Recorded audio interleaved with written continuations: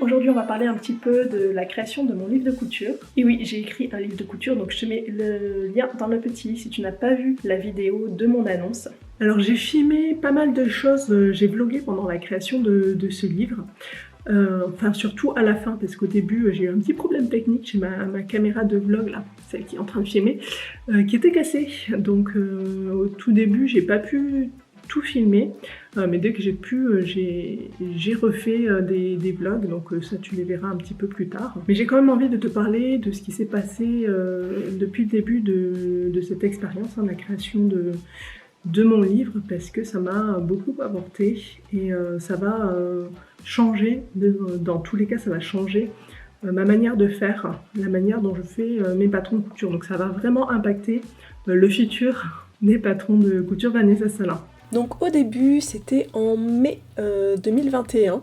C'est à ce moment-là que mon éditrice m'a contactée pour créer ce livre. À cette époque-là, je préparais le premier relais couture sur Twitch. Je sais pas si tu étais déjà là, si tu suivais déjà ma chaîne ou que tu me connaissais déjà à cette époque. Mais voilà, c'était au mois de juin qu'on a fait le premier relais couture, donc avec Kathleen, avec Bérangère de Couture et Paillettes, avec Caro de Betty Jane, avec Amy. J'étais toujours présidente de l'association de gym et danse de mon village, donc on avait le spectacle à préparer, puis ensuite il y aurait la rentrée à préparer, plus le quotidien d'une maman de 4 enfants. Donc voilà, j'avais vraiment un emploi du temps bien chargé. Donc j'ai négocié un petit peu pour avoir la sortie du livre qui soit décalée, et je ne voyais pas trop comment est-ce que j'aurais pu travailler sur un livre avant octobre-novembre 2021, puisque c'était à cette époque-là que j'avais décidé d'arrêter au moins la présidence de l'association, donc je savais qu'à partir de ce moment-là j'aurais plus de temps. Donc en attendant de pouvoir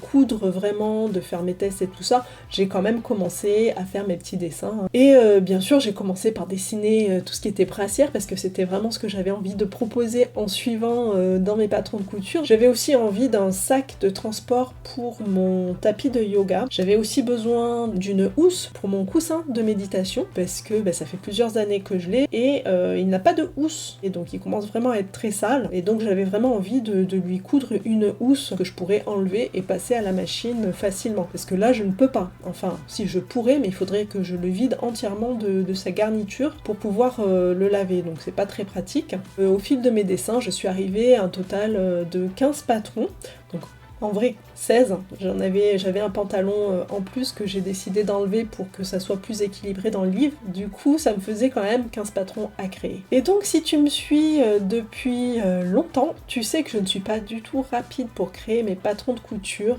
J'en propose 2, maximum 3 par an. Là ça allait être compliqué parce qu'il fallait que j'en sorte 15 en quelques mois. Donc il a fallu que je trouve une solution pour accélérer ma création de patrons, parce que sinon je ne sais pas du tout comment j'allais y arriver. Donc la première étape, la plus facile que j'ai trouvée, c'était de ne plus faire moi-même les montages de mes vidéos. Donc ça a un coût, ce n'est pas gratuit, donc je voulais utiliser l'argent de YouTube pour payer les vidéos qui seront sur YouTube, comme ça fait quelque chose qui s'auto-finance à peu près, voilà. Donc ça m'a permis aussi de mettre un plafond, de me dire, bon, pour le montage vidéo, je vais mettre ça au maximum. Donc j'ai passé ma demande sur une plateforme de recrutement, et puis c'est là que j'ai trouvé donc Virginia, qui fait un très très bon travail, et surtout qui est tellement plus rapide que moi pour faire les vidéos. Donc merci beaucoup Virginia. Donc ça c'était fait grâce à Virginia, donc j'aurai plus de temps pour la couture. Mais ce n'était pas suffisant. En fin de compte, le livre, il allait sortir rentrée 2022, donc septembre-octobre de cette année, mais mon manuscrit, il fallait qu'il soit terminé en avril. Donc je n'avais que quelques mois pour créer ces 15 patrons. Donc il fallait que je trouve encore un moyen d'accélérer ma création, parce que c'était encore chaud là, j'avais encore du mal à avancer. Et je ne sais pas si ça t'est déjà arrivé, ce genre de choses où en fait tu rencontres des problèmes, et en fait tu regardes ailleurs et puis ah mais tiens, ce serait pas une solution par là. Tout le long de la création de ce livre en fait, j'ai rencontré des problèmes, mais les solutions étaient juste là aussi, donc c'était génial. Ça fait que au final ça avançait vraiment très très bien. Donc en septembre 2021, j'ai rencontré Oran qui venait de monter sa boîte pour aider les créateurs et créatrices de patrons de couture. Donc elle proposait ses services pour répondre aux emails, pour faire de la gradation, pour faire des schémas de couture, pour mettre en page les patrons de couture, etc. Mais clairement pour moi c'était pas du tout dans mon budget. Je venais déjà tout juste de prendre une monteuse vidéo, je n'avais vraiment pas les moyens de payer quelqu'un pour faire la gradation de mes patrons, pour faire tous mes schémas, etc. Et surtout, moi c'est quelque chose que j'aime faire. J'adore dessiner sur mon logiciel et du coup j'ai pas du tout envie de déléguer cette partie-là de mon travail. Donc j'ai refusé ses services, mais j'ai continué à la suivre parce qu'elle avait toujours des petites astuces sur la création de patrons.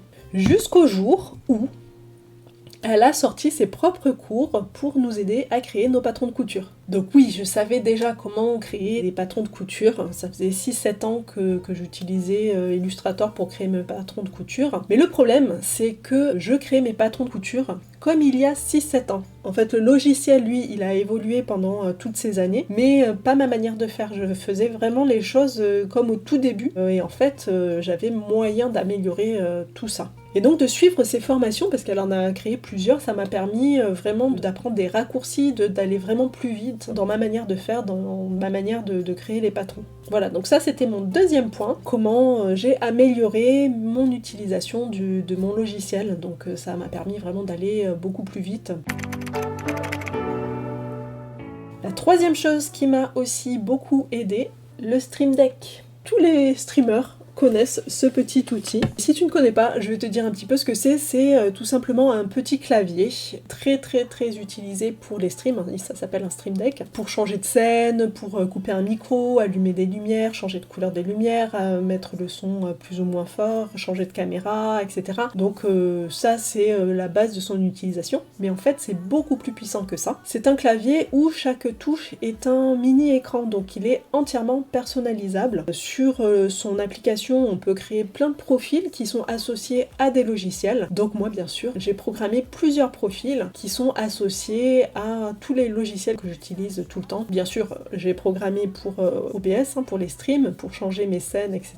Donc pour mes streams sur Twitch. Mais aussi, j'ai créé des profils pour mes emails, pour Excel, pour Notion aussi, que j'utilise beaucoup pour toute mon organisation, mais aussi pour Illustrator. Et donc j'ai passé un petit peu de temps pour programmer tous ces petits boutons. Une fois que c'était fait, en fait, ça m'a permis de vraiment accélérer ma création de patron. Donc par exemple ici sur mon Stream Deck, si je suis sur Illustrator, déjà il reconnaît automatiquement que je suis sur ce logiciel-là et il ouvre directement automatiquement le profil que j'ai créé pour lui. Donc ça c'est le bouton que j'ai créé pour rajouter une marge de couture. Donc je sélectionne sur Illustrator la pièce à laquelle je veux rajouter la marge de couture, je clique sur mon bouton, j'indique la valeur de la marge, et voilà, c'est fait. Donc je me suis aussi fait des boutons pour toutes les tailles, donc je sélectionne mes différentes pièces, je clique sur la taille et ça me permet de mettre automatiquement en forme, donc le trait, la couleur du trait, l'épaisseur du trait, est-ce que c'est des pointillés, etc.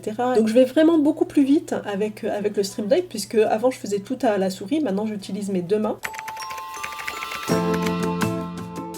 Et la quatrième chose, donc ça c'est quelque chose qui a révolutionné ma façon de créer mes patrons de couture, c'est la projection. Donc j'ai aussi découvert grâce à Oran de Indessu. Donc sans ça je crois que je serais encore en train d'imprimer des feuilles, de découper du papier, de les scotcher, de scotcher des pièces ensemble. Parce qu'il faut savoir que chaque patron de mon livre de couture, j'ai fait en moyenne 3 prototypes. Donc ça veut dire que j'ai dessiné sur mon ordinateur mon patron, j'ai imprimé le patron, je l'ai assemblé, je l'ai découpé, et là je me rends compte que c'est pas exactement ça que je voulais, il y a des choses que j'ai envie de modifier. Donc je retourne sur mon ordinateur, je refais mon dessin, je réimprime, je rescotche, je redécoupe, etc. Je refais ma couture, et là je me rends compte qu'il y a encore des petits trucs à modifier. Et donc je recommence jusqu'à ce que tout soit parfait vraiment comme je le veux.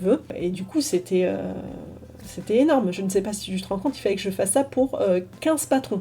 Donc lorsqu'elle a sorti cette formation, Mission Projection, là j'ai vraiment sauté dessus. J'ai suivi sa formation, en 2 jours c'était plié, le projecteur était commandé, la semaine d'après il était installé. Donc là c'était vraiment génial, je n'avais plus besoin de rien imprimer, rien reconstituer, j'avais juste à projeter mon patron directement sur le tissu. Donc pour moi c'était vraiment une révolution de passer par la projection. Et tellement que là je suis en train de retravailler tous mes anciens patrons, je suis en train de tous les passer en format projection. Donc si jamais, petite parenthèse, tu connais déjà la projection, que tu as un projecteur chez toi, que tu sais déjà comment utiliser tout ça, n'hésite pas à m'envoyer un petit mail dans la description sous la vidéo, parce que je recherche des testeuses pour tester les versions projection de mes patrons. Et bien sûr il y aura pas mal de vidéos sur la projection, parce que pour moi ça a révolutionné vraiment ma manière de faire. Si tu ne connais pas déjà, il faut vraiment que je te fasse découvrir ça, parce que vraiment c'est vraiment génial.